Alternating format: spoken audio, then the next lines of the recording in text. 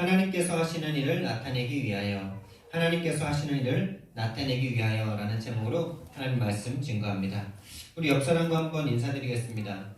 예수님께서 우리의 모든 문제를 해결하셨습니다. 예수님께서 우리의 모든 문제를 해결하셨습니다. 당신은 최고 축복자이십니다. 당신은 최고 축복자입니다.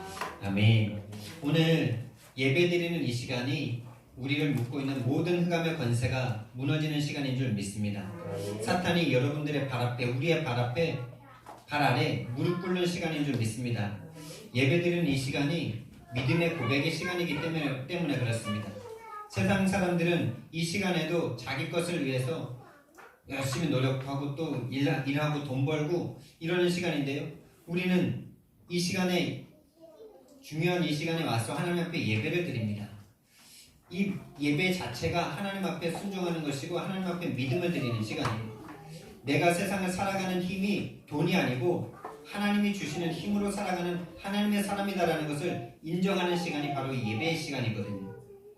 예배 드릴 때 오히려 저 세상에서 일요일도 없이 열심히 일하는 저 사람보다 하나님 앞에 예배하는 이 시간, 모든 축복이 나에게 오는 시간이다, 이것을 믿음으로 지금 고백하고 있는 시간이거든요. 그래서 여러분들이 지금 예배드리는 이 시간에 참된 믿음을 회복하시기 바랍니다. 그냥 습관적으로 오셨다면 지금 믿음을 회복하세요. 지금 내가 이렇게 예배드리는 이 시간에, 하나님의 말씀을 듣는 이 시간에 나를 잡고 있는 모든 흑암의 권세가 무너지고 내 속에, 내 인생에 최고의 축복받는 시간이다, 내 인생에 하나님의 축복이 임하는 최고의 시간이다라는 그 믿음을 가지고 지금 말씀을 들으시기 바랍니다.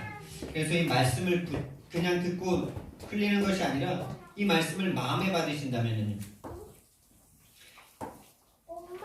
그래서 이 예배 시간에 정말 귀를 기울여 들으시면서 하나님의 절대 언약을 마음속에 붙잡으신다면은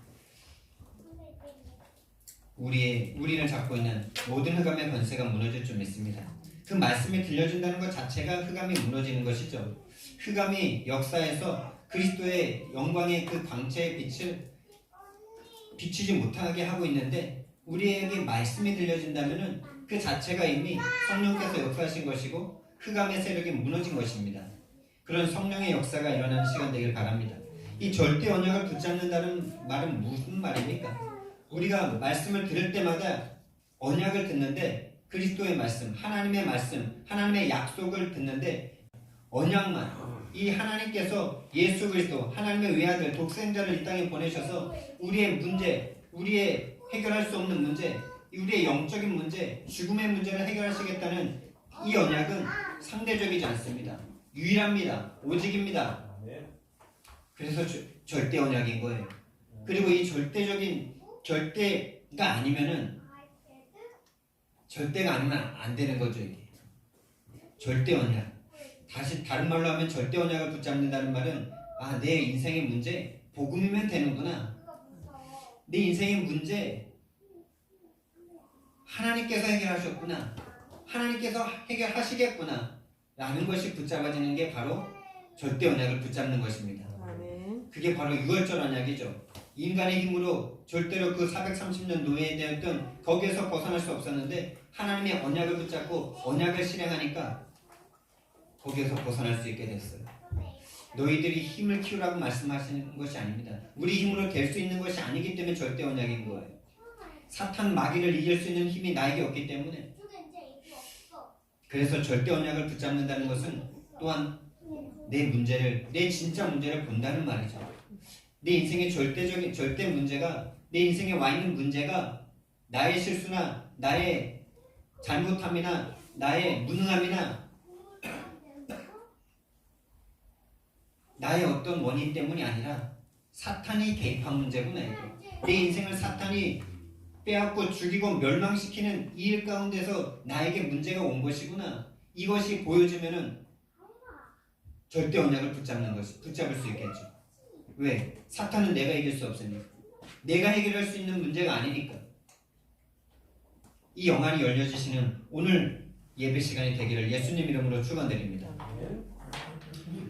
그래서 그 절대 언약이 정말로 붙잡혀진다면요, 그래서 그 그 절대 언약에 붙잡혀진 사람은 할 게 이제 뭐밖에 없냐면 기도밖에 할 게 없는 거예요. 왜냐? 내 힘으로 이길 수 있는 게 사탄이 내 힘으로 이길 수가 없잖아요.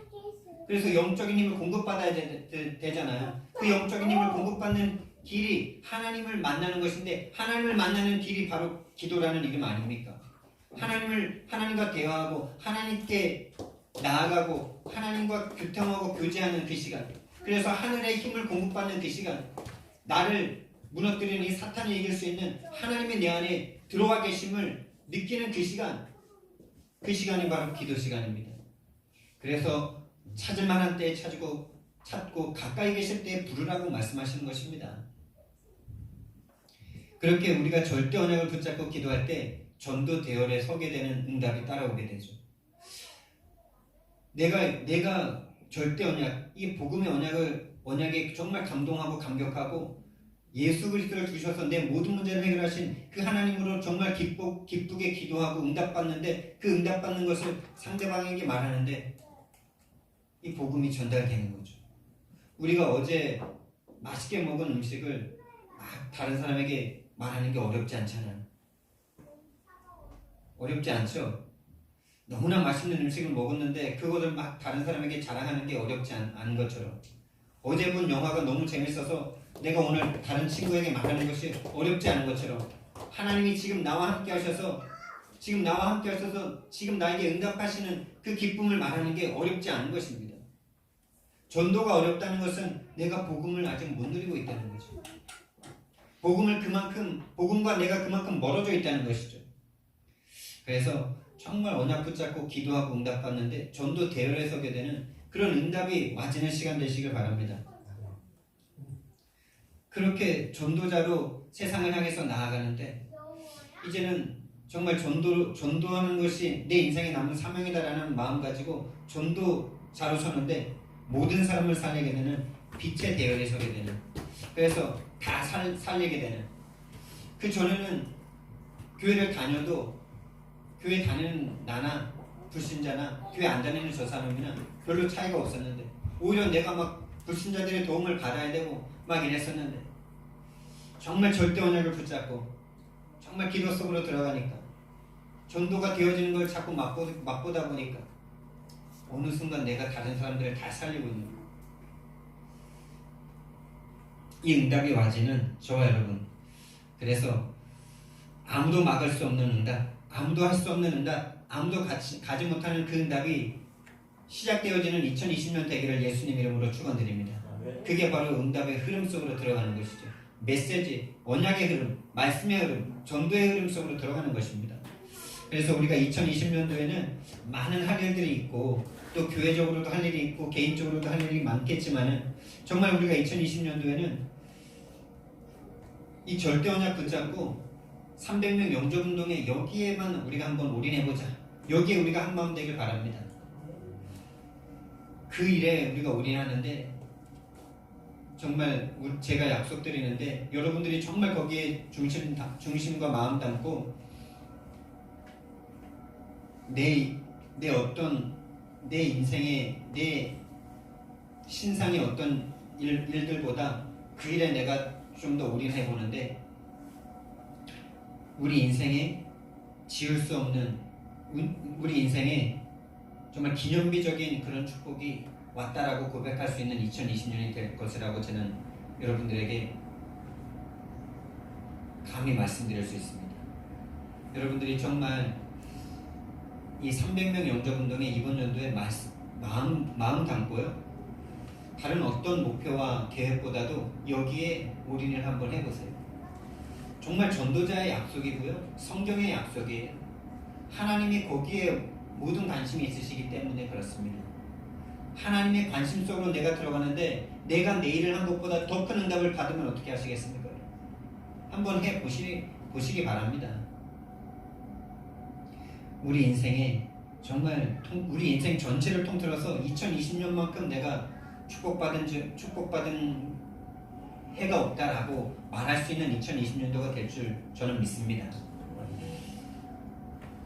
제가 작년 6월 달부터 지금 한 6개월, 7개월 전도하고 있는데요.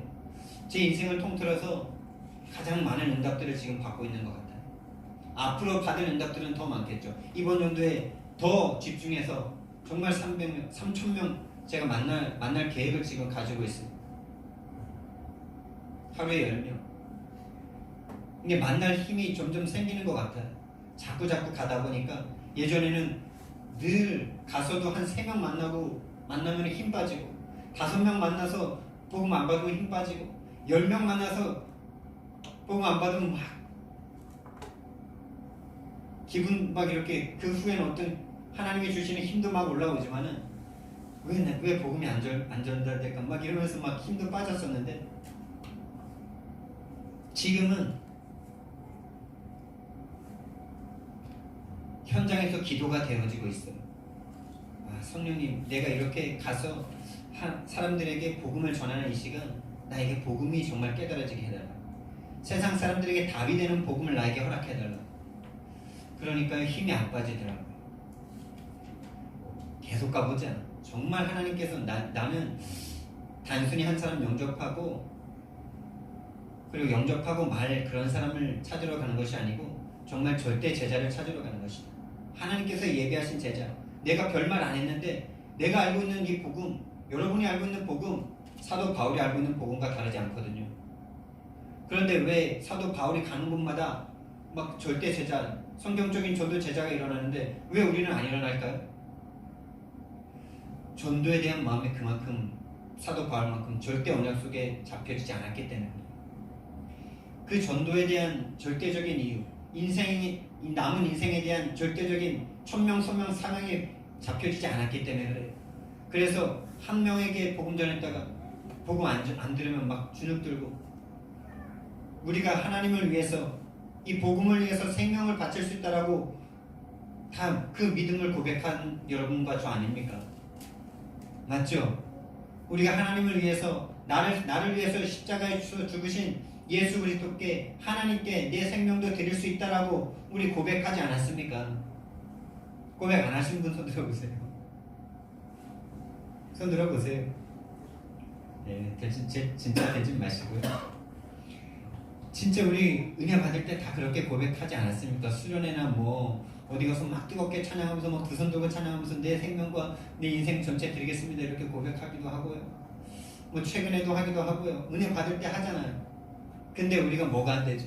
그렇게 생명은 드리겠다라고 말은 하는데 전도하면서 면박 한 번 당하는 건 그렇게도 힘들잖아요.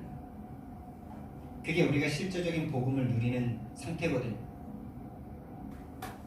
전도 현장에서 내가 10명에게 복음 전할 수 있다. 100명에게 내가 오늘 계속 복음 전할 수 있다.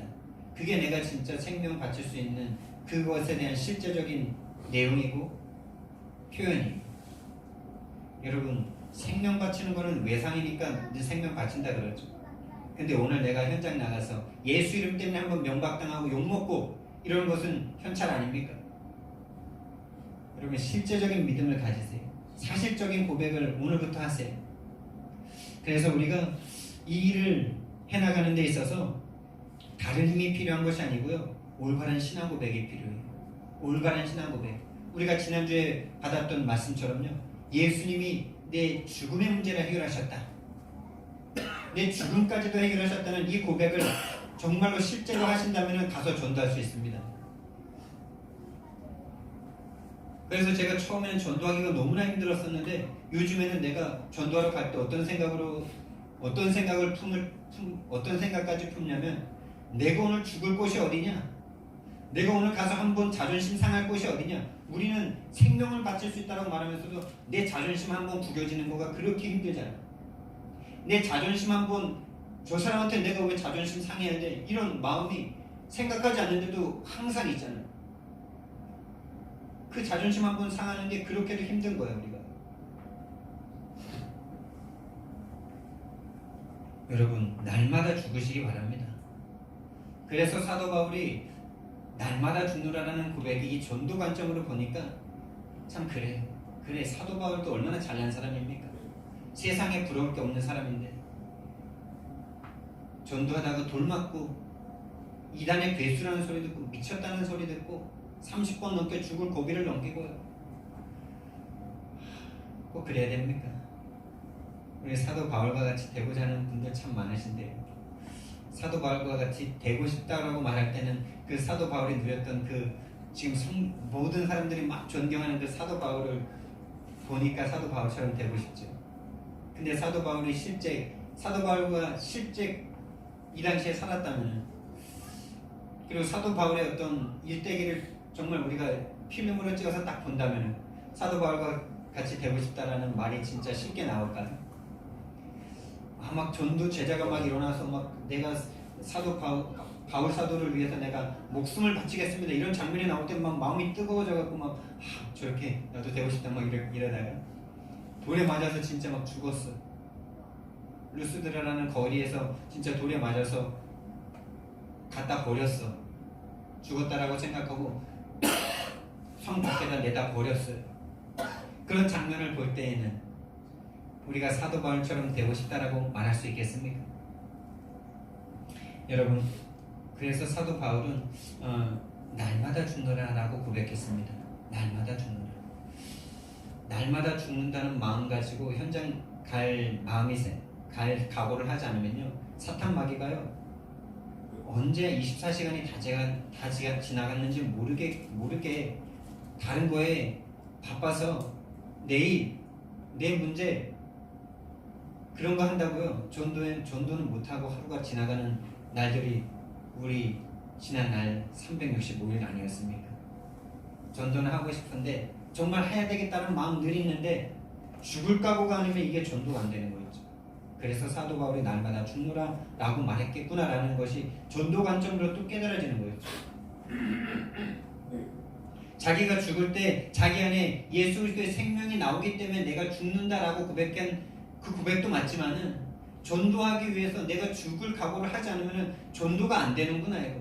사탄이 거기에서 꺾이는구나 라는 것을 사도 바울이 알았던 거예요. 왜 죽을 수 있죠? 죽음을 해결받았으니까. 죽음을 해결받은 사도 바울은 바울이었던 거예요. 그것을 아는 바울이었던 거예요. 그래서 사도 바울이 편지 쓸 때 고백하지 않습니까? 내가 정말 곰곰이 생각해 보면은 나는 빨리 죽어서 하나님이 계신 저 천국에 빨리 가고 싶은데 죽지 못하는 이유가 너희들에게 복음 전해줘야 되기 때문에 내가 못 죽는다 이러지 않습니까? 그러니까 죽고 싶어 했던 사람이 이 사람. 죽고 싶어 했던, 죽기를 바랬던 사람입니다. 우리는 죽어도 괜찮다라고 말하면서 실제적인 죽음의 문제에 딱 오면은 안 죽고자 얼마나 우리를 발버둥칩니까? 실제로 너무나 죽음이라는 것이 두렵죠. 네. 근데 사도 바울은 30번 이상 죽을 고비를 넘겼고요. 수십 번 매를 맞고요. 이 사도 바울을 죽이기 위한 어떤 살인자 그룹이 딱 만들어져서 늘 따라다니고 그랬던 사람이에요.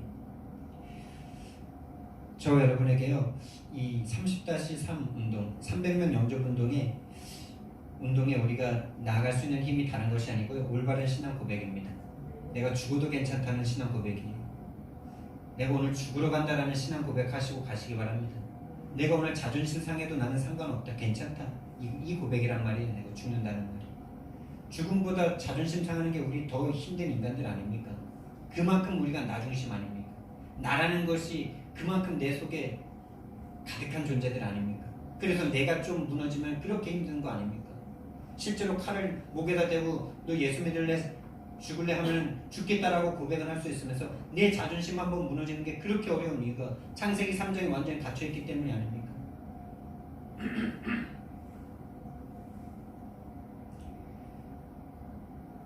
그래서 저와 여러분들이 정말 올바른 신앙 고백, 내가 죽어도 괜찮다, 예수님이 내 죽음의 문제를 해결하셨다는 그 고백에는요, 예수가 그리스도라는 고백이 담겨 있는 거예요.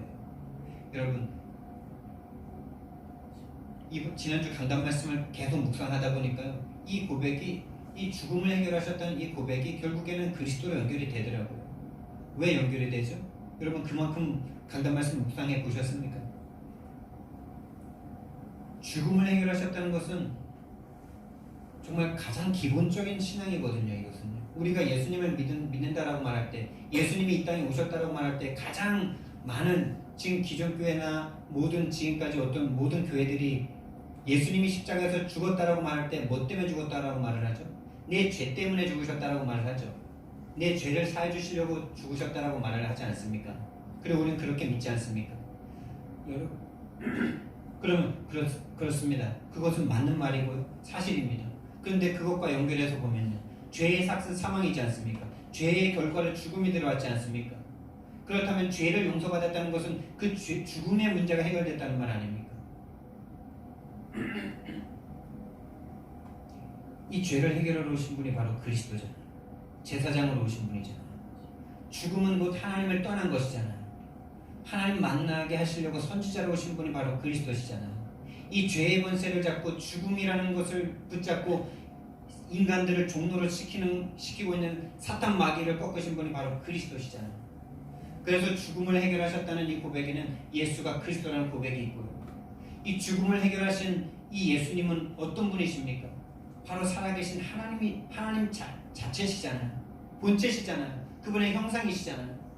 그러니까 주는 그리스도시요 살아계신 하나님의 아들이십니다라는 고백과 내 죽음을 해결하셨다는 이 고백이 동일한 것이더라고요. 근데 우리는 예수가 그리스도라는 고백을 하면서도 내 죽음의 문제 해결하셨다는 이 직접적인 딱 그 표현에는 되게 못 믿죠. 왜? 우리는 다 죽음을 향해서 달려가고 있으니까. 예수님을 믿는 사람들도 무덤에 다 들어가니까. 사실적인 믿음이 없어요, 우리가. 여러분, 무덤에 들어가는 게 아닌 줄 믿으시기 바랍니다. 들어가는데 하나님을 만나러 들어가는 문이에요, 우리에게. 불신자들에게는 영원한 지옥으로 들어가는 지옥의 관문이고요. 우리는 영원한 천국으로 가는 천국의 관문인 줄 믿으시기 바랍니다. 그래서 죽음이 기다려지실 만큼 그렇게 죽음을 뛰어넘는 저와 여러분 되시기를 바랍니다. 사도 바울이 그랬던 것처럼요. 난 빨리 죽고 싶다. 빨리 죽어서 하나님께 가고 싶다죠. 그런 사실적인 예수님과 하나 되는 그 응답, 그 은혜가 있으시기를 예수님 이름으로 축원드립니다. 오늘 본문을 우리가 함께 읽었는데요. 우리가 너무나 잘 알고 있는 말씀 중에 하나죠. 예수님께서 맹인을 만나셔서 이 맹인을 고쳐주시는데 제자들이 묻습니다. 날 때부터 맹인된 사람을 보고 제자들이 물어요. 이 사람이 이렇게 날 때부터 맹인된 것이 누구의 죄 때문입니까? 이렇게 묻습니다. 자신의 죄 때문입니까? 그 부모님의 죄 때문입니까? 라고 묻습니다. 그랬더니 예수님께서 그 누구의 죄 때문도 아니고 하나님께서 하시는 일을 나타내고자 하십니다 라고 말씀하시면서 그 눈에다가 그냥 예수님이 지금까지 병 고치는 장면들을 보면 나사로야 나오라 이렇게 말씀하셨고 달리다 꿈 일어나라 하면서 이렇게 세우셨고 이렇게 하셨는데 오늘 장면에서는 참 희한한 방법으로 왜 이렇게 하셨을까? 보통 이해를 잘 못하는 방법을 사용하셨어요. 침을 뱉어서 진액을 이기시고 그 진액을 눈에다 붙여주시고 실로암 못에 가서 씻으라 이렇게 말씀하셨습니다. 왜 그렇게 하셨는지는 조금 나중에 보고요. 여러분, 맹인을 찾아가셨다는 여기에 지금 먼저 우리가 서론으로 좀 보기를 원합니다. 맹인을 찾아가셨어요. 맹인이 찾아온 게 아니라 하나님 예수님께서 찾아가셨어요. 다시 말하면은 맹인은 예수님을 찾아올 수도 없죠. 볼 수도 없고요.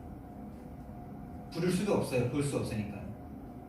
이 안진뱅이는 볼 수 있어서 소리 고래고래 질러가지고 다윗의 자손 예수여 나를 불쌍히 여소서 이렇게라도 할 수 있죠.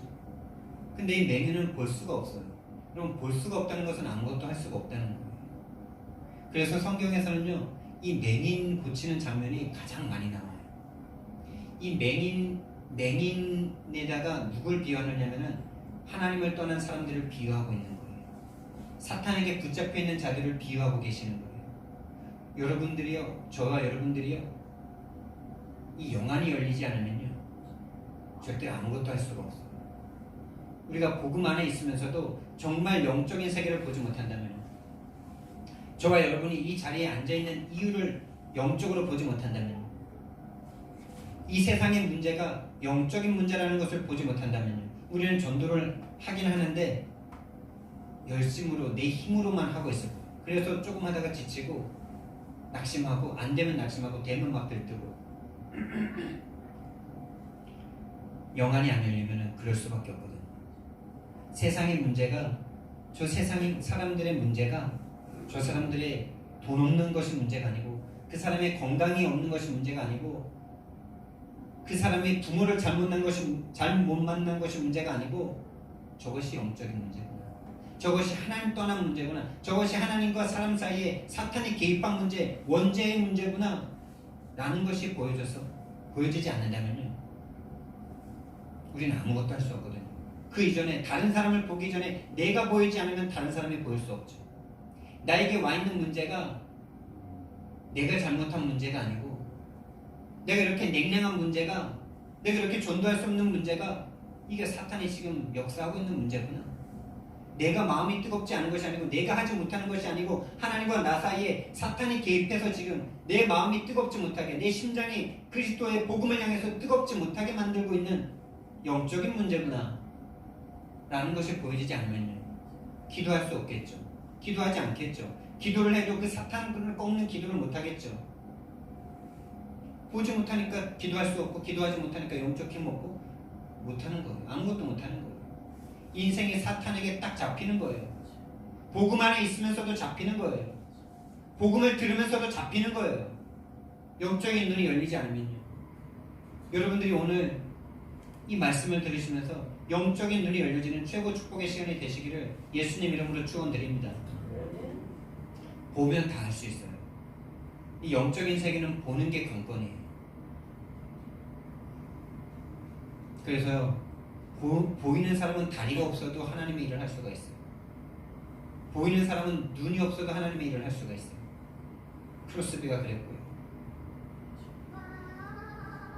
보이는 사람은 팔과 다리가 없어도 하나님의 일을 할 수가 있어요. 닉 부이치치가 그랬고. 근데 보이지 않으면요, 팔다리가 다 있어도 하나님의 일을 절대로 할 수가 없어요. 눈을 멀쩡하게 뜨고서도 하나님의 일을 절대로 할 수가 없어요. 심장이 벌컥벌컥 뛰고 있는데도 하나님의 일을 할 수가 없다니까요. 안 보이면요, 그냥 아무것도 할 수가 없어요. 그래서 예수님께서 이 땅에 빛으로 오셨다라는 말씀이죠. 흑암 가운데 빛으로 오신 분, 보여주시기를 예수님 이름으로 축원드립니다. 이 맹인이 여러분들로 보여주시길 바랍니다. 나구나, 이게 맹인이. 그리고 지금은 맹인이 아닐지라도 이 맹인 같았던 나를 구원하시려고 하나님께서, 예수님께서 찾아와 주신 것이구나. 이 맹인은요, 방금 전에 말했지만은 아무것도 할 수가 없어요. 예수님을 부를 수도 없고요, 예수님께 갈 수도 없고요. 그런 우리를 예수님께서 찾아와 주신 거예요. 어느 날 찾아와 주신 거예요. 문제를 통해서 찾아와 주셨고, 부모님을 통해서 찾아와 주셨고, 친구를 통해서 찾아와 주셨고, 찾아와 주셔서 나는 눈을 열어달라고 부탁도 안 했어요. 부탁을 할 수도 없어요. 누군지도 모르기 때문에. 알 수도 없기 때문에. 근데 하나님께서, 예수님께서 친히 열어주셨어요. 성령으로 열어주셨어요. 그래서 예수님을 믿게 됐어요. 그래서 우리의 눈이 열렸어요. 에바다. 눈이 열리시길 바랍니다. 그런데 이 날 때부터 맹인된 자를 바라보는 눈이 있어요. 제자들의 눈이에요. 예수님을 따라다니는 제자들의 눈이고, 유대의 종교를 가진 하나님을 믿는 사람들의 눈이에요. 바로 율법의 눈이에요. 인과응보의 눈이에요. 권선징악의 눈이에요. 세상의 눈이에요. 다른 말로 해서. 여러분, 저와 여러분들이 보는 눈이 바뀌어지시길 바랍니다. 여러분들에게 어떤 문제가 오고 사건과 문제와 실패가 찾아올 때 그것을 나에 대한 내가 원인이라고 쳐다보는 게 보통 사람들의 눈입니다. 그리고 어떤 실수나 잘못 때문에 이 문제가 왔다라고 우리는 금방 그렇게 돌아가요. 육신적인 눈으로 돌아가요. 예수님을 믿고 있으면서도 그게 우리의 체질이에요. 그게 각인뿌리 체질이에요. 뭐 때문에 이렇게 됐을까? 영적인 원인을 찾지 못하는 게 우리의 각인뿌리 체질이에요.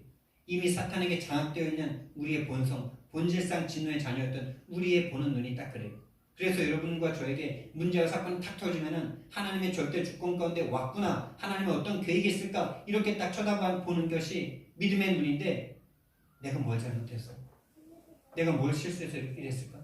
내가 하나님이 왜 나에게 벌을 주시지?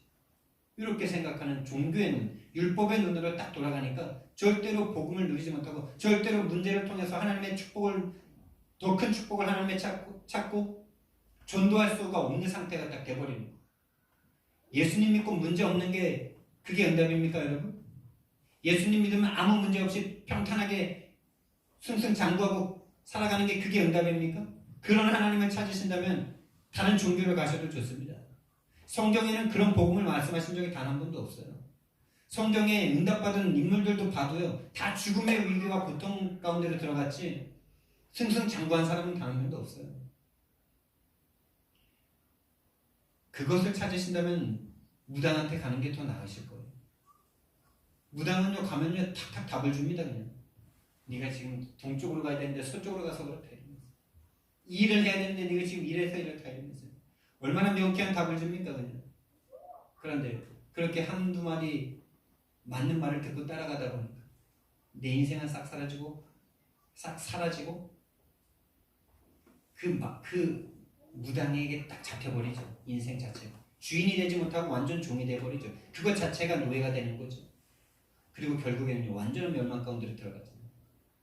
하나님은 아무리 기도해도 내가 뭘 해야 될지 답을 안 해주셔.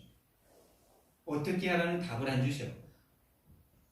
진짜 답답할 게 많더라고요. 제가 청년 때 또 신학교 다니고 있으면서 도대체 하나님 왜 응답 안 주시냐.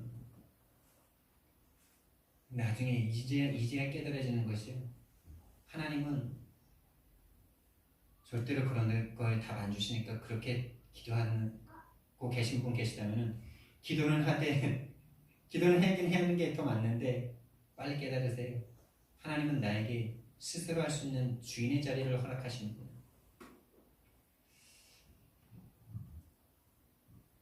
그래서 우리는 하나님 앞에 내 인생을 드린다라고 생각하는데 귀신한테 인생을 주면은 인생을 싹 뺏어가지만요, 하나님 앞에 내 인생을 드리잖아요.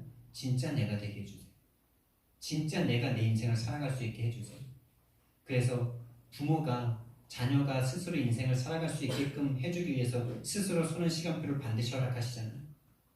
이 문제 하나님이 좀 어떻게 좀 해결해 주셨으면 좋겠는데 그걸 그렇게 안 해결해 주셔요. 능력도 있으시면서 안 해결해 주셔요. 그러니까 더 화가 나. 전지전능하시니까 더 화가 나요. 믿음이 막 좋고 응답 올 때는 막 전지전능하게 너무나 좋은데 응답 안 주실 때는 그게 더 야속해. 차라리 능력이 없으셔서 응답 안 주시고 계시면은 이해라도 되지. 힘 없으니까 안 주시니까 아유 왜 하나님도 힘 없으시니까 내가 해야지 이러면서 속이라도 안 상하는데, 하나님이 전지전능하셔, 무한하셔, 창조주셔. 근데 내 문제 해결 안 해주셔. 그럴 때 얼마나 야속한지. 왜 하나님께서 우리에게 눈에 넣어도 아프지 않을 여러분들에게 그런 문제를 허락하실까요? 반드시 하나님께서 주시고자 하는 큰 계획이 있으세요. 제가 뭐 어떤 것이라고 다 말씀드릴 수는 없지만 절대적인 하나님의 계획이 있습니다. 그 문제를 통해서 하나님께서는 절대 언약을 붙잡게 하시는 하나님의 과정이 분명합니다. 문제가 크고 힘들수록 하나님의 그만큼의 응답이 반드시 있음을 제 인생 가운데 반드시 체험했거든요. 하나님은 그런데 응답 안 해주시는데 결국에 나중에 되돌아보면요, 결국에 거기에서 포기하지 않고 하나님께 계속 기도하면서 나아갈 때 내가 스스로 선택하고 나아가는데 나중에 보면 그 선택이 하나님의 인도 가운데 있는 거죠. 이게 놀라운 하나님의 역사예요. 내가 선택한 것 같은데 하나님께서 그 선택을 인도해 주셨더라니까요. 아니 이게 진짜 신 아니에요? 이게 진짜 하나님 아니냐고요. 귀신처럼 내가 그러니까 귀신이 사탄이 딱 선택해준 이거야 라고 말해주고서 내가 그걸 따라가면은 누가 주인이죠? 마귀가 주인이죠. 근데 하나님은 내가 선택까지 아무 대답을 안 해주죠. 그래서 내가 선택하게끔 하셔. 근데 나중에 되돌아보니까 하나님이 그 선택할 수 있게끔 모든 것을 허락하시고 내 마음까지도 인도해 주셨어요. 근데 내가 주인인데, 내가 주인으로서 내가 선택했는데 그 선택에 하나님이 역사하셨어. 아, 이것들을 체험해 보셔야 돼. 이런 응답들을 자꾸 체험해 보셔야 돼. 하나님은 그런 하나님이세요. 귀신이 아니세요. 우리 인생을 빼앗아가는 마귀가 아니세요. 우리 인생을 참 인생 되게 해주시는 참 하나님이세요. 그게 전능자세요. 그게 전능자의 방법이에요. 근데 우리는 연약해서 전능하신 하나님이 좀 이 문제만큼은 좀 이렇게 좀 해주셨으면 좋겠는데, 하나님은 절대 안 해주십니다. 절대적이라고 생각하는 그것일수록 내가 선택할 수 있도록 해주신다. 근데 나중에 돌아보니까 그 선택을 하나님께서 인도해 주셨어요. 이게 하나님의 역사예요. 근데 세상은 계속 질문하죠. 내가 왜 이래야만 합니까? 내가 왜 이런 부모, 내가 왜 이런 문제, 내가 왜 이런 사건, 내가 왜 이런 일을 당해야만 하는 건데요? 하나님 불공평합니다. 이러면서 막 하나님 못 먹으면서 하나님이 계시면 이럴 수 있습니까? 이러면서 하나님이 계시면, 하나님이 계셔가지고 당신이 태어났습니다. 당신이 하나님이 창조해 주신 네 존재 자체가 하나님이 없으면 없는 존재라니까요. 하나님을 향해서 그렇게 삿대질하는 사람은 자신의 인생을 이런 표현을 하더라고요. 하나님을 향해서 그렇게 질문하는 사람들은, 그렇게 하나님 앞에 원망하는 사람들은 자기가 나뭇가지에 앉아서 자기가 앉아있는 그 나뭇가지를 톱으로 베고 있는 사람이에요. 자기 존재 자체를 베고 있는 거예요. 다 베면 어떻게 될까요? 떨어져서 죽는 거죠. 여러분들이 지금도 그런 질문을 하실 수 있을 거예요. 나에게 왜 이런 문제가, 내가 이런 문제를 왜 꼭 당해야 되는 건데? 너무 힘드니까 그런 질문을 하실 수도 있을 거예요. 하는 게 또 믿음일 수도 있어요. 아예 안 하는 것보다는. 왜 하나님, 왜? 여러분, 원망하는 게 믿음일까요? 원망 안 하는 게 믿음일까요? 어려운 부분인데 원망이라도 하는 게 더 있는 믿음이에요. 신락 같은 믿음이라도 있는 사람이 원망하는 거예요. 원망도 안 하는 사람은 하나님에 대해서 관심이 없어요. 그냥 다 나야. 다 그냥 하나님이라는 분과 내 인생이 그냥 아예 상관이 없는 사람은 아예 원망도 안 해요. 원망이라도 하는 사람은 원망하는 그 믿음이라도 있는 거죠. 이 문제를 하나님이 주셨다는, 왜 이거 안 해결해 주시냐는 그 신락 같은 믿음이라도 있는 거예요. 그 믿음이라도 있는 사람은 그게 바로 겨자씨만한 믿음이고, 그 겨자씨만한 믿음이 산을 옮긴다라고 말씀하셨어요. 세상은 답이 없어요. 원인을 자기 자신에게서 찾기 때문에 정말 진실하게 어떤 문제에 대해서 들어가면은 모든 세상 사람들은 자살하는 게 맞아요. 자살해야 돼요. 문제의 원인이 다 나에게 있는데 좌절할 수밖에 없고 공허할 수밖에 없고, 어떤 잘난 사람도 죽음을 스스로 해결할 수가 없지 않습니까? 그러니까 나중에 죽거나 지금 죽거나 뭐 비슷한 거 아닙니까? 그냥 죽어도 상관은, 죽는 게 그냥 답이에요. 세상 사람들 답이 없어요.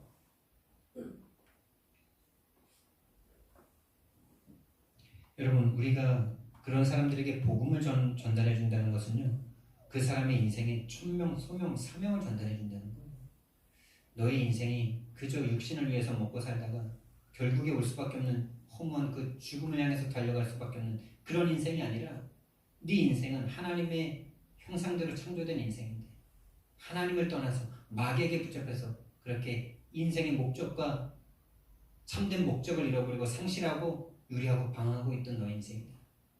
너의 인생은 하나님의 형상이다. 하나님의 하시는 일을 나타내시기 위해서 이 땅에 보냄받은 하나님의 사람이다. 그래서 앞으로 너의 인생은 하나님이 하신 일을 나타낼 그런 축복된 인생이다.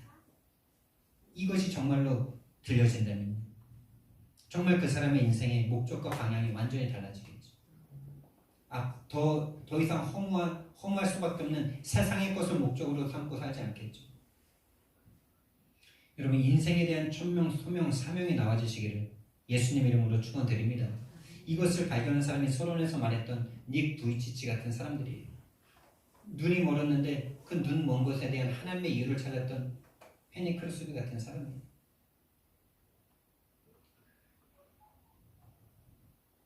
닉 부이치치가 믿음의 가정에서 태어났습니다. 장로고 권사님 밑에서 태어났어. 이분들이 뭘 잘못했을까요?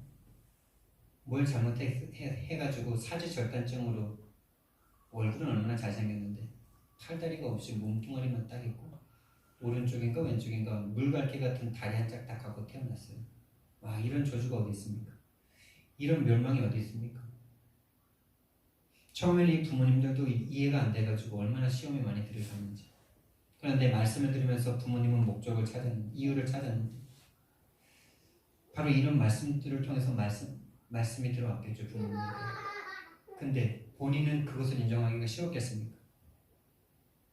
자기가 자라나다 보니까 한 4살, 5살 넘어가면서 보니까 자기에게 다른 사람에게는 있는 팔다리가 없어. 여러분, 그것을 거기에 대한 천명, 서명, 사명을 발견하는 게 그게 쉽겠습니까? 이 사람이 자살 시도를 3번인가를 하죠. 근데 다 살아나죠. 그러면서 어느 날 하나님의 은혜가 임합니다. 하나님께서 나에게 이렇게 살게 하신 이유가 있구나. 이걸 발견하면서 그 사람이 인생에 대한 천명, 소명, 사명을 발견합니다. 그러면서 지금 전 세계를 돌아다니면서 팔다리는 다 있지만 정말 인생을 거의 포기하고 살아가는 청소년들에게 인생의 비전을 주는 사람이 됐어. 그 사람을 보는 아이들이 눈물을 흘리면서 감동 어린 감동을 받습니다. 그럼 그 사람이 계속 자신에 대한 원망하고 왜 하나님이 이렇게 했을까? 라고 계속 하나님 앞에 원망했다면 그 사람은 계속 자기 자신을 이 땅에 태어나게 하신 하나님을 잘라버리는 거죠. 자기가 앉아있는 그 나뭇가지를 잘라버리고 있는 사람일 수밖에 없었겠죠. 결국엔 죽어서 영원히 멸망받을 수밖에 없었겠죠.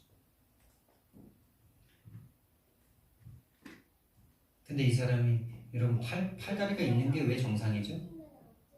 모든 사람이 팔다리가 있으니까 그게 정상이죠. 만약에 닉 부이치치처럼 팔다리가 모두가 없으면 그게 정상이고 다 팔다리가 없는데 팔다리가 있는 사람으로 태어났어. 그럼 그 사람이 비정상이죠. 닉 부이치치가 그런 걸 깨달은 거.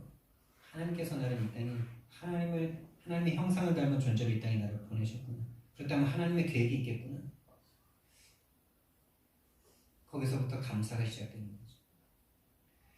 하나님께서 생명 주신 것에 대한 감사. 나라는 존재는 없어도 상관없는 존재 아닙니까, 여러분?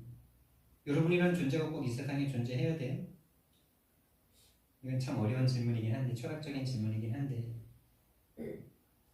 없어도 상관없는, 없고 있고에 대해서 우리가 선택할 수 있는 존재들이 아니었잖아. 그냥 하나님께서 살게 하시니까 있잖아요, 여기에. 그것 자체에 대한 감사가 시작되셔야 돼요. 닉 부이치치가 그 감사를 찾은 거예요. 난 이 세상에 존재 안 해도 되는 존재인데 하나님께서 나를 이렇게 이 모습으로 이 세상에 태어나게 하셨구나. 내가 이 땅에서 생명을 가지고 살아가면서 하나님을 만날 수 있는 존재가 됐다는 것 자체가 너무나 감사하구나. 그렇다면 내가 할 일이 있겠구나. 이 땅에 수많은 사람들이 팔과 다리 건강하게 살아가지만 인생의 목적과 꿈과 비전과 없이 살아가는 많은 사람들이 있는데 내가 그 사람들에게 비전을 줘야 되겠다. 이 꿈을 꾸기 시작하면서 그 사람은요 지금 그 몸으로 윈드서핑을 하고요, 수영을 하고요, 글씨를 쓰고요. 이 사람이 하는 말 중에 가장 은혜가 됐던 말이 뭐였냐면은 이 사람이 넘어지면 일어날 수가 없는 거예요. 여러분, 우리는 넘어지는 거 일이 아니죠. 아이들 가르쳐주지도 않았는데 넘어지면 일어나죠. 팔다리가 있으니까 무릎 꿇고 이렇게 다 일어나잖아. 근데 이 사람은 넘어지면은 어떻게 일어날까 상상을 해보세요. 팔다리가 없어요. 딱 넘어졌어. 안 넘어지면 좋은데 넘어지잖아요. 어떻게 일어날까요? 이 사람이 일어나야 됩니까? 안 일어나야 됩니까? 이 사람이 그 상황이 딱 됐는데 진짜 이 사람의 감정이 어땠을까 한번 생각해보세요. 어떻게 일어나는 거예요? 진짜 거기서 진짜 하나님 원망하고 진짜 하나님을 죽이고 싶지 않았겠어요? 진짜 그 마음이 하나님을 진짜 죽이고 싶은 마음 아니었겠어요? 감정이입 좀 해보면 자기 자신을 이 땅 모습으로 보낸 하나님이 진짜 죽이고 싶지 않았겠어요? 십자가에 예수님을 달았던 그들의 마음과 똑같은 마음 아닐까요?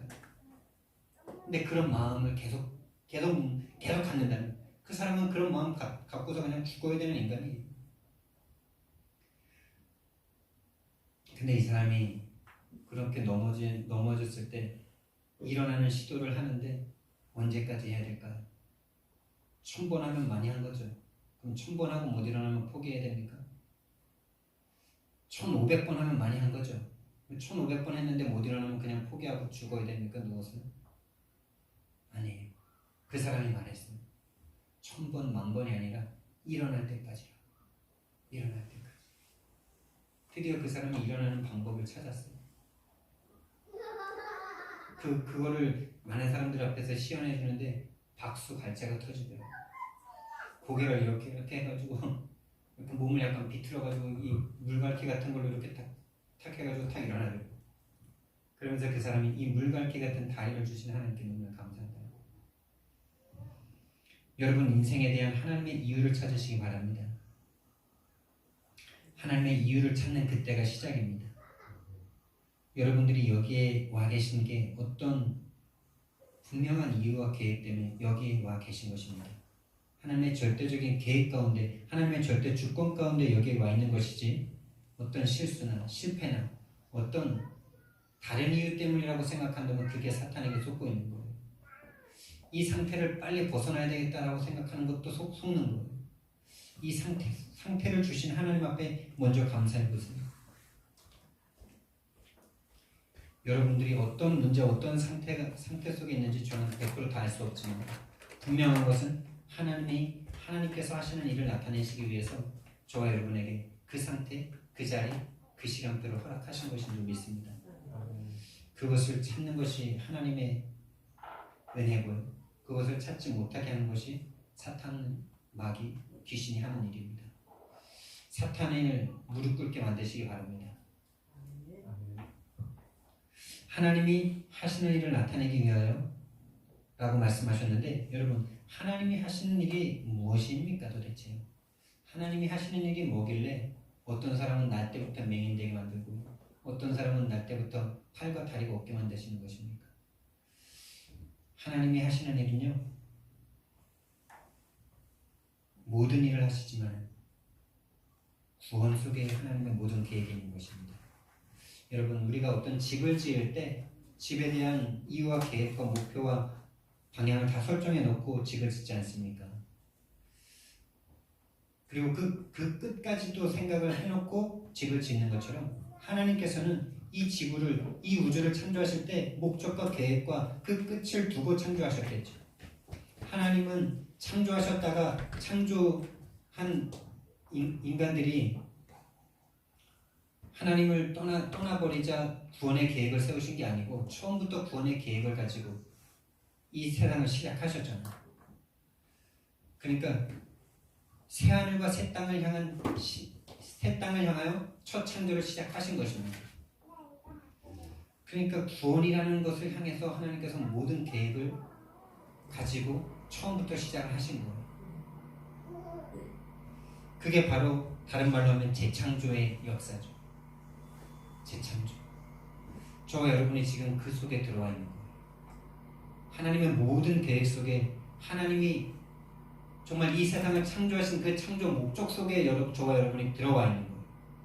그것을 정말 발견하신다면 어떤 실패도 감사할 수 있겠죠. 지금부터 정말 내가 그것을 찾아서 갈 수 있다면 우리 인생은 최고의 성공과 축복이 기다리고 있으니까요. 그래서 전도가 모든 것인 거예요. 이 구원의 복음을 전하는 전도가 모든 것인 이유는 하나님께서 이 구원을 향하여 새하늘과 새 땅을 향하여 재창조를 향하여 이 세상을 시작하셨기 때문입니다. 그 속에 모든 계획과 모든 뜻이 다 있기 때문에 그래서 2020년도에 다른 것 하는데 모든 축복이 다 오는 이유가 하나님의 모든 계획과 관심이 거기에 있기 때문에 이 세상의 목적이 거기에 있기 때문입니다.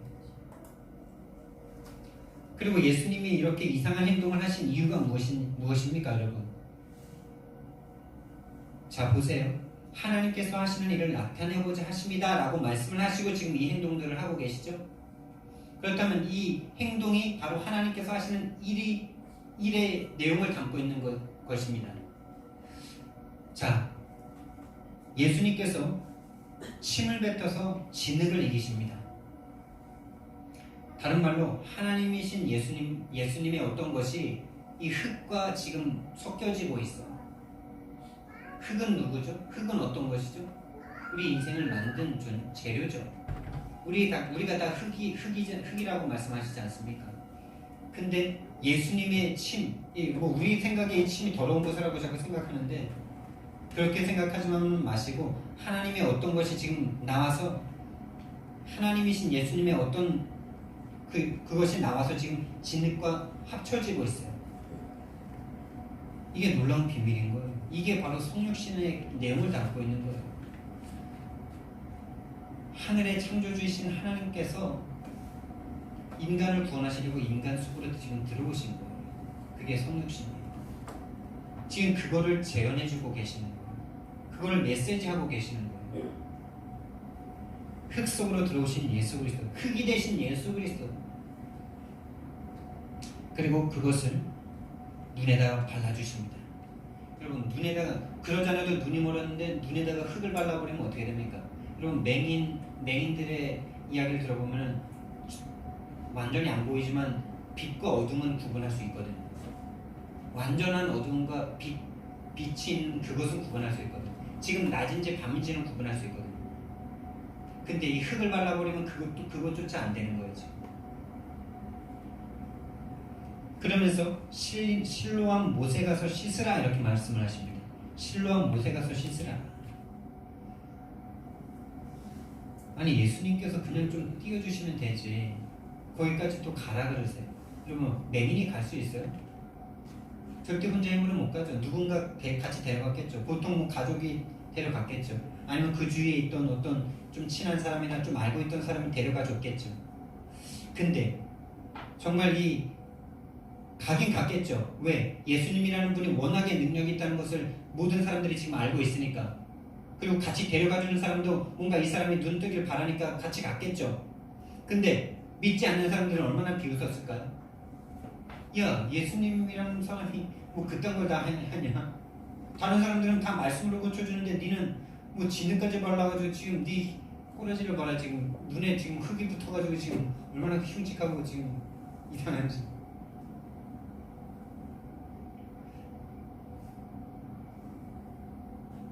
근데 그것을 참고 가는 거예요. 여러분, 예수님을 믿는 길이 세상 사람들이 볼 때는 비웃음거리죠. 야, 똑바른 정신이 생겼으면 네가 네 자신을 믿고 네가 네 일 열심히 해야지. 뭔 하나님을 믿냐 이러잖아요. 세상 사람들이. 뭔 하나님이야. 하나님을 믿으면 떡을 줘, 밥을 줘 이러잖아요. 비웃잖아요. 그 비웃음을 이겨내는 거예요. 왜? 보니까, 보이니까. 그들은 안 보이니까. 그리고 실로암 못이라는 곳은 낮은 곳입니다. 연못은 높은 곳에 있지 않고 낮은 곳에 있잖아요.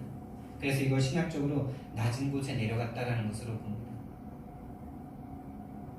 여러분, 우리가 예수님을 믿을 때 가장 낮은 마음으로 시작하셔야 되는 거예요. 우리가 예수님을 믿는다는 것은 내가 죄인임을 인정하고 믿는 것 아닙니다.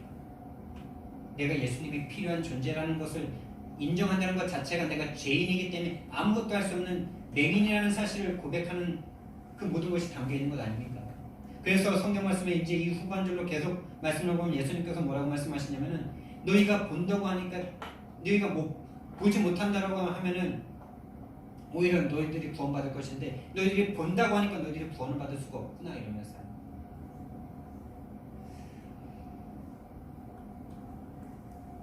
여러분, 우리가 맹인이라는 사실을 인정하셔야 돼요.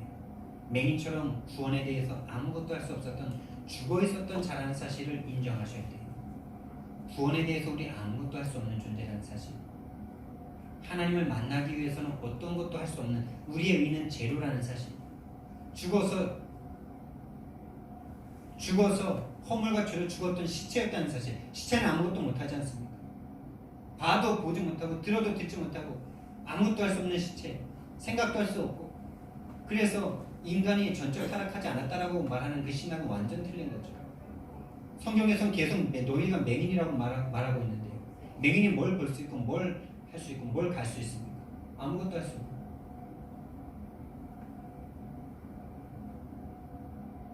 그래서 정말 그렇게 내가 맹인임을 정말 고백하고 예수님을 진짜 영접하는 사람은 그 눈이 열리게 돼 있어요. 근데 예수님을 조금 믿었다고 난 좀 된다, 한다 이렇게 하는 사람은 죽을 때까지 맹인이에요. 절대 볼 수 없어요. 그래서 진짜 예수님이 영접된 사람은요, 보여져요. 내가 죄인임이 보여지고요. 정말 내가 구원받았음이 보여지고요. 하나님이 나 같은 죄인을 위해서 어떤 일을 하셨는지 그 어마어마한 복음을 정말 내 입으로 말하는 것 자체가 너무나 감격스러운 사실이기 때문에 함부로 말할 수 없는 이 복음인 거고요. 복음인 게 보여지는 거예요. 그래서 이 값진 것을 돼지와 개에게 던지지 말라고 말씀하시는 거예요. 그게 보여지는 거예요. 그리고 보여지니까 자유해지는 거예요. 내 문제가 내 문제가 아니구나. 사탄이 가져다준 문제구나. 자유함을 찾으시기 바랍니다. 여러분들에게 계속 원인을 찾으면 여러분 자살해야 됩니다. 그게 바로 사탄이 속이는 겁니다. 그래서 우리에게 정말 주어진 사명은 정말 나에게 어떤 상황과 어떤 문제와 어떤 조건이 나에게 있다 할지라도 그 모든 것은 하나님의 절대 주권과 계획 가운데 나에게 하나님이 하시는 일을 나타내라고 주신 내 인생인 것입니다. 어떤 모양이든지 많이 배웠든지 적게 배웠든지 많이 가졌든지 적게 가졌든지 하나님이 하시는 일을 하라고 주신 하나님의 여러분의 인생인 것입니다. 그 천명, 소명, 사명을 발견하는 그 눈이 떠지는 저와 여러분 되기를 예수님 이름으로 축원드립니다. 그래서 내가 먼저 눈을 뜨셔야 돼요. 내가 어디에서 구원받았는지가 보여지셔야 돼요. 죽었었는데 살아났구나. 이게 정말 보여진다면 오직이 안 될 수가 없는 거죠. 그리고 그것을 나타내는 방법, 하나님이 하시는 이 구원의 복음을 나타내는 방법이 어떤 어마어마한 능력이 아니라 전도에 미련한 것이라는 사실. 하나님께서 그 방법을 선택하셔서 저와 여러분을 그 놀라운 하나님의 계획 가운데 동참시켜주고 계신다는 사실, 그것이 최고 특권이라는 사실이 보여지시길 바랍니다. 그래서 전도를 할 때 전도를 하는 그 사실, 그 현장 자체가 내가 낮아지는 시간이라니까요. 여러분, 전도하러 나갈 때 낮은 마음으로 나가셔야 돼요. 높은 마음으로는 절대 전도할 수 없어요. 내가 누군데 저 사람에게 무시를 당해, 이런 마음으로는 절대 복음 전할 수 없어요. 내가 죄인이었는데 내가 죽었었는데 살아난 이 복음이 깨달아져야 전도할 수 있어요. 그것이 보여주시길 바랍니다. 그렇게 내가 낮아지는데 하나님께서 나를 높은 데 세우시는 이거를 한번 체험해 보셔야 돼요. 예수님께서 죽기까지 하나님 앞에 그 발가벗고 죽으시는 그 자리까지 낮아지셨더니, 진짜로 죽었더니 하나님께서 그분에게 하늘과 땅의 모든 권세를 주셨던 것처럼 전도 현장에서 그 예수님의 마음을 체험하시기 바랍니다. 그래서 결론적으로요, 우리 인생의 과거에 대한 이유가 발견되시길 바랍니다. 우리 인생의 과거가 그렇게 될 수밖에 없었던, 당연히 그렇게 그것이 반드시 필요했던, 그것이 없었으면 좋았을 거라고 생각되는 것이 아니라 반드시 필요했기 때문에 나에게 온 과거와 문제와 사건이었구나. 그것이 아니었으면 내게 복음 받을 수 없었구나. 그것이 보여지니까 내 앞으로의 미래가 보여집니다. 여러분, 달란트를 자꾸 찾으시죠? 달란트가 다른 게 달란트가 아니고요, 여러분에게 가장 안 좋았던 여러분들의 모든 과거가 다 달란트예요. 그걸 통해서 다른 사람을 살릴 수 있어요. 그래서 나의 미래는 당연하게 그 일을 해야 되는 거예요. 나의 과거가 발견되지고 내 앞으로 미래가 보여지니까 지금 내가 할 일이 보여지는 거예요. 지금 내가 당연히 해야 돼. 지금 내가 절대적으로 해야 될 이유가 보여지는 거예요. 그래서 2020년도에는 정말로 300명 연구원 속에서 하나님이 하나님의 실제와 복음의 실제, 성령님의 실제를 체험하시는 저와 여러분 되기를 예수님 이름으로 축원드립니다. 사랑의 하나님, 은혜와